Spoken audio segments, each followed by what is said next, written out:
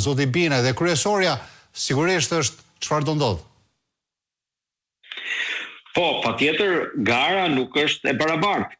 Këtë kemi shumë qartë me shqiptarët dhe kanë qartë dhe raportet ndërkombëtare. Gara nuk është as pak e barabartë, është një David kundër Goliati, dhe jo vetëm për zotin Bine, por për gjithë opozitën dhe gjithë njerëzit dhe gjithë figurat që po e mbështesin dhe po punojnë aktivisht për të.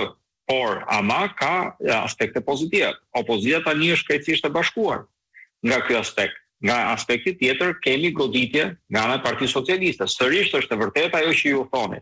Ama kujtoj, me 11 maj, edhe pa këto probleme që ka aktualisht Partia Socialiste, pra me akuzat e fundit që ka bërë Spaku, me 11 maj ishin vërteta gjitha këto që ju sapo thatë, pra ishin parat, ishin grupet kriminale, ishte krejt administrata, ishte gara e pabarabartë.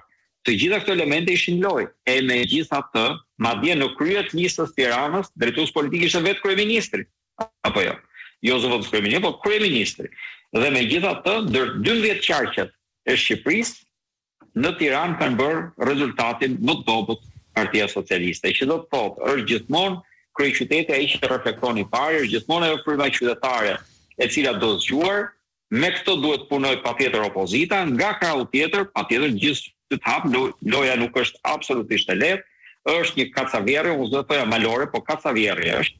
Punosh kundër kësaj lloji makinerie që funksionon, që gjithë parat e abuzuara mbiten nga xhepat tonë dhe parat që vijnë nga mafia ndërkombëtare, vijnë të hidhen në mënyrë të vazhdueshme për të mbajtur pushtetin me çdo kusht. Ama nga krahu tjetër duhet të themi të vërtetën që më i vështiri për të, nuk themi pamundur, jo. Po më i vështiri për të blerë dhe për të përdorur kjo para, patjetër është kryeqyteti, krahasim me qytetet e tjera.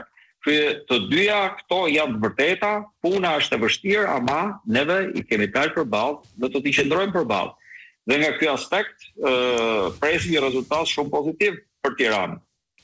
Sigurisht një rezultat pozitiv për Tiranën, por do mjaftoj kjo javë 7 ditë kohë për të pasqyruar të gjitha problematikat e një qyteti i cili ka një shumë muaj pa drejtim, dhe edhe po të kishte drejtim është të akuzuar. Kujtojmë që ju të Partisë Demokratike keni protestuar me javë të tëra para bashkisë për korrupsionin galopant që kishte Erion Veliaj në kohën kur e drejtonte këtë bashki.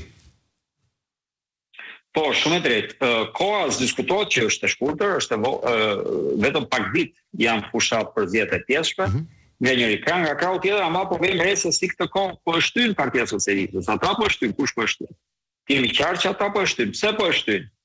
Sepse kanë interes për ta shtyrë. Si duket kjo kohë e shkurtër që dalin shifrat më shumë se sa tonen. Ndjes dhe një pyetje?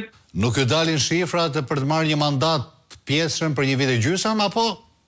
Këto hajde ta komentojmë dhe ta diskutojmë, por neve po shohim një element shumë të rëndësishëm. Ata po e shtyn, nuk po e shtyn ne. Pse po e shtyn? Hajde ta komentojmë. Po, sigurt nuk po e shtyn Partia Demokratike apo opozita. Po, nga krahu tjetër, koha është të vërtetë e shkurtër, po shihni në sa pak ditë, në sa pak javë, u desh që të punohej opozita bashkuar rreth një kandidat të pavarur, zotin Binaj, dhe i pat sondazhet sa shpejti shumë kohë në kohë. Po